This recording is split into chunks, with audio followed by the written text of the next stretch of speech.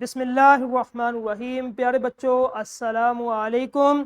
उम्मीद है कि आप सब खैरियत से होंगे। मैं हूं आपका मुअल्लिम मोहम्मद उसामा अनस। बच्चों, आज का हमारा बी लिफ्ट है 46वां, जिसका तसलसल यकीनन आपने कर लिया है। और आज का हमारा काम हासिल ताल्लुम जो है वो है इबारत सुनकर अहम निकात और अज्जा से मुतअल्लिक अपनी मालूमात, मुशाहिदात और ख़यालात बयान कर सके। ठीक है, सबसे पहले हमने सीखना है कि किसी भी पैराग्राफ या कहानी को तवज्जो से सुनना, ये पहला काम आप होना चाहिए। ठीक है, उसके बाद इबारत के अहम निकात निकालना दूसरे नंबर पे। तीसरे नंबर पे अपने मुशाहिदात और ख़यालात का इजहार करना, सुनी हुई बात को तरतीब के साथ दोबारा बयान करना। ठीक है, आज हमने ये करना है कि किसी भी पैराग्राफ या कहानी को सबसे पहले आपने सुनना है, तवज्जो से सुनना है, दुरुस्त जो है वो फहम के साथ सुनना है।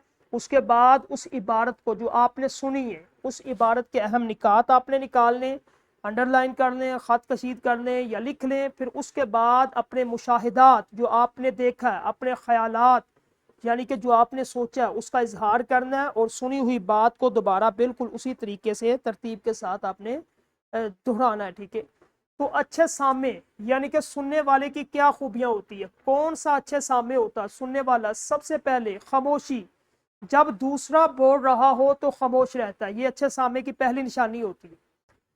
दूसरे नंबर पे बोलने वाले की तरफ देखता है, तवज्जो से वो सुनता है। ठीक है, उसको देखता है कि किस तरह ये अल्फाज को अदा कर रहा है। तीसरे नंबर पे ज़हनी हाज़िरी, अल्फाज के साथ साथ उनके मतलब पे साथ साथ वो गौर करता जाता है।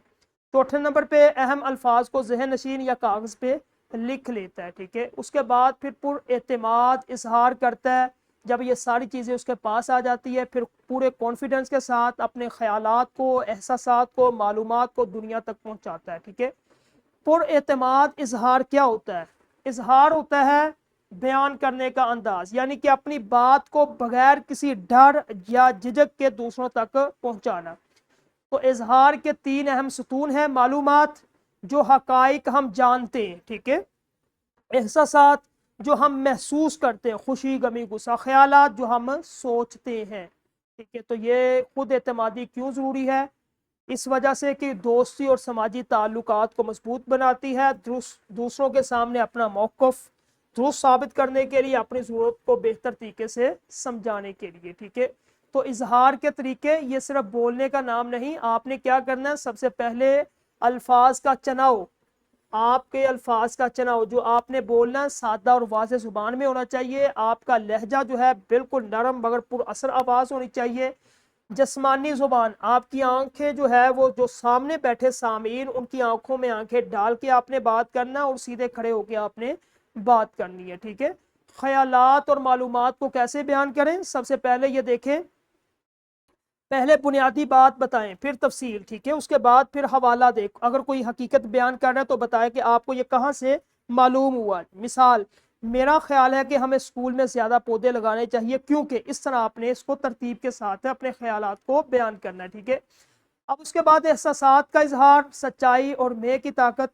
गलत अंदाज क्या है कि जज्बात छुपाना या इल्ज़ामात लगाना कि तुमने बुरा किया, इस तरह नहीं करना, ये गलत अंदाज है। पुर एतमाद क्या? ईमानदारी से मैं का इस्तेमाल करना है कि मुझे बुरा लगा जब। ठीक है, इसी तरह उसके बाद आपने अपने आप को कंट्रोल करना है, सेल्फ कंट्रोल, ज़ब्त नफ्स जिसे कहते हैं। गुस्से में भी अपनी बात को सुकून से बयान करना ही असल एतमाद होता है। तो एतमाद बढ़ाने की मशक करें। किस तरह करेंगे? सबसे पहले आपने क्या करना है कि क्लास में ये मुताला करना है। मुताला जितना ज़्यादा आप पढ़ेंगे इतनी ही ज़्यादा आपके पास मालूमात होगी। उसके बाद आप जो चीज़ आप पढ़ते हैं उसमें जो है वो रोज़ाना 2 मिनट आप किसी भी मौजू पे बोलें, आईने के सामने बोलें। उसके बाद क्लास के अंदर कोशिश करें कि सवालात पूछें अपने असातिज़ा से, तो आपके अंदर एतमाद पैदा हो जाएगा। ठीक है, तो इस तरह हमारा जो आज का लेक्चर था ये ख़त्म हुआ। तदरीसी जांच आपने घर में करना है, ठीक है, क्लास के अंदर करें। निखार के लिए जो घर में आपने काम करना है। तो हमारा आज का लेक्चर ख़त्म हुआ। कल इंशाल्लाह नए लेक्चर के साथ मिलेंगे। अस्सलामु अलैकुम।